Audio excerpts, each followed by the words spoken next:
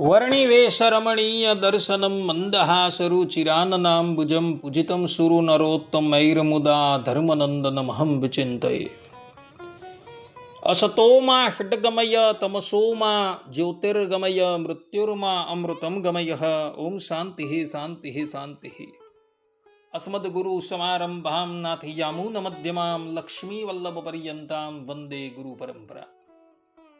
આજની જ્ઞાન સભાની અંદર પધારનારા બધા જ ભગવદ ભક્તોને વેદાંતાચાર્ય, પુરાણ ઇતિહાસાચાર્ય, એમએ ફિલોસોફી શાસ્ત્રી રાકેશભાઈના હેતપૂર્વક જય સ્વામિનારાયણ.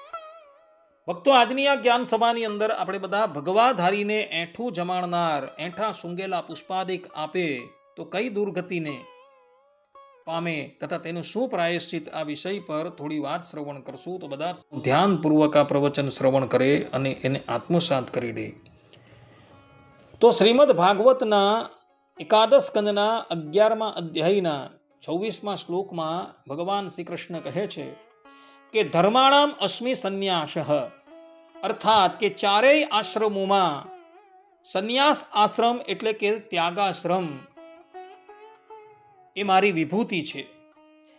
આ પ્રમાણે કહી ભગવાન શ્રી કૃષ્ણ સંન્યાસ આશ્રમને એટલે કે ત્યાગાશ્રમને સર્વશ્રેષ્ઠ આશ્રમ તરીકે કહે છે. અને આના દ્વારા ભગવાન શ્રી કૃષ્ણ ત્યાગાશ્રમની શ્રેષ્ઠતા બતાવે છે.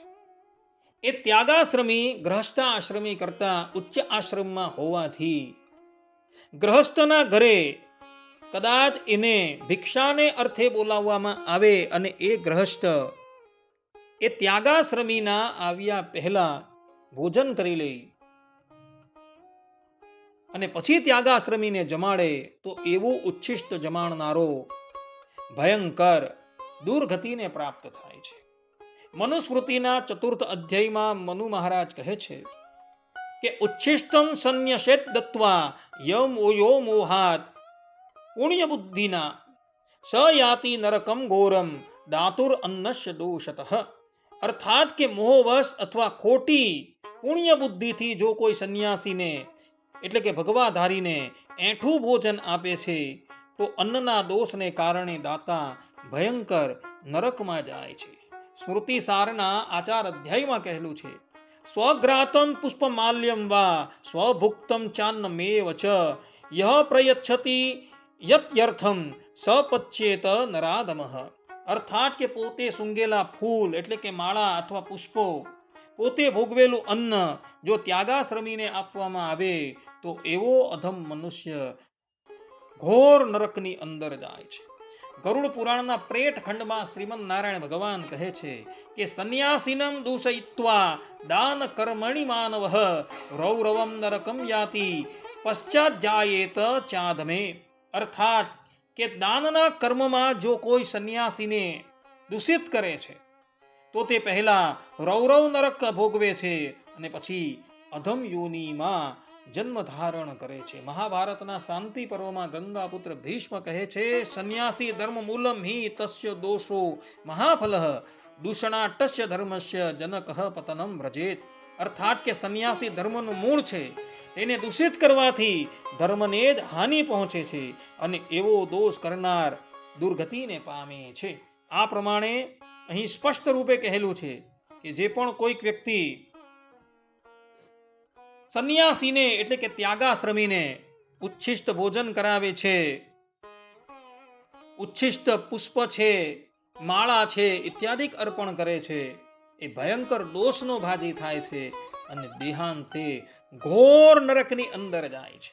કોઈ વ્યક્તિ એવું કહે કે ભાઈ અમે જાણે અજાણે સંન્યાસીને ઉચ્છિષ્ટ ભોજન આપી દીધું, ઉચ્છિષ્ટ પુષ્પમાળા છે, પુષ્પ છે એ અર્પણ કર્યા, તો અમારે એનું કયું પ્રાયશ્ચિત કરવું?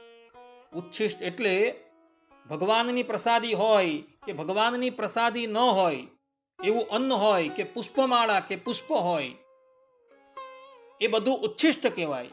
તો એ ઉચ્છિષ્ટ અમે એ સંન્યાસીને અર્પણ કરી દીધું, અર્થાત કે ત્યાગાશ્રમીને અર્પણ કરી દીધું, તો પછી અમારે એનું શું પ્રાયશ્ચિત કરવું? તો આ સંબંધમાં મનુ મહારાજ મનુસ્મૃતિના 5મા અધ્યાયમાં કહે છે કે ઉચ્છિષ્ટમ યતિ વ્યો દધ્યાત યો મોહાત અથવા પુનઃ સ કૃચ્છમ ચરે ધીરઃ શુદ્ધ્યર્થમ તુ વિશેષતઃ. અર્થાત કે જે મનુષ્ય મોહવશ થઈ ત્યાગાશ્રમીને એઠું ભોજન આપે તે શુદ્ધિ માટે કૃચ્છ વ્રત કરી એનું પ્રાયશ્ચિત કરે. મહર્ષિ યાજ્ઞવલ્ક્ય ઋષિની સ્મૃતિના તૃતીય અધ્યાયમાં કહે છે કે યતિભ્યો દૂષિતમ દત્વા ભુક્તશેષમ વિશેષતઃ ઉપવાસ ત્રયમ કુર્યાત તતો શુદ્ધિમ વાપ્નુયાત. અર્થાત કે જે પણ કોઈક ત્યાગાશ્રમીને દૂષિત અથવા ભોજનનો શેષ ભાગ આપે તે 3 ઉપવાસ કરે ત્યારબાદ તે શુદ્ધિ પ્રાપ્ત કરે છે. આ પ્રમાણે મહર્ષિ યાજ્ઞવલ્ક્યએ 3 ઉપવાસ કરવાના કહેલા છે. તો પછી ગૌતમ ધર્મસૂત્રના 22મા અધ્યાયના 4th શ્લોકમાં મહર્ષિ ગૌતમ કહે છે કે યતિ નિંદામ ચ યો કુર્યાત તદ અન્નમ દૂષિતમ તથા ચાંદ્રાયણેન શુદ્ધિ સ્યાત પાતકે ગુરુતરે.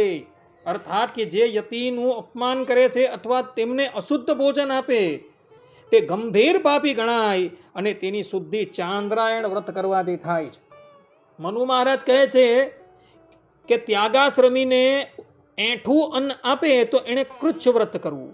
મહર્ષિ યાજ્ઞવલ્ક્ય કહે છે કે એણે 3 દિવસ ઉપવાસ કરવા અને ગૌતમ કહે છે કે એણે ચાંદ્રાયણ વ્રત કરવું. માટે ભક્તો ક્યારેય પણ ત્યાગાશ્રમીને ઉચ્છિષ્ટ અન્ન આપતા નહીં.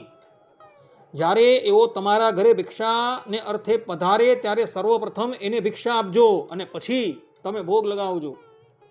કોઈક સ્થાન પર બધા ભોજન કરવા માટે ભેગા થયા હોય અને તે સમયે ત્યાગાશ્રમીઓ આવેલા હોય તો સર્વપ્રથમ ત્યાગાશ્રમીને ભોજન કરાવજો અને પછી શેષ પ્રસાદ ગ્રહણ કરજો. અન્યથા દુર્ગતિ પામવાને અર્થે તૈયાર રહેજો અને મોટા પ્રાયશ્ચિત કરવાને અર્થે તૈયાર રહેજો. આટલું કહીને હું મારા પ્રવચનને અહીં વિરામ આપું છું. સર્વે સંતુ નિરામયઃ સર્વે સુખીનો ભવંતુ સર્વે ભદ્રાણી પશ્યંતુ મા કશ્ચિદ દુઃખ ભાગ ભવેત. અસ્તુ. જય સ્વામિનારાયણ.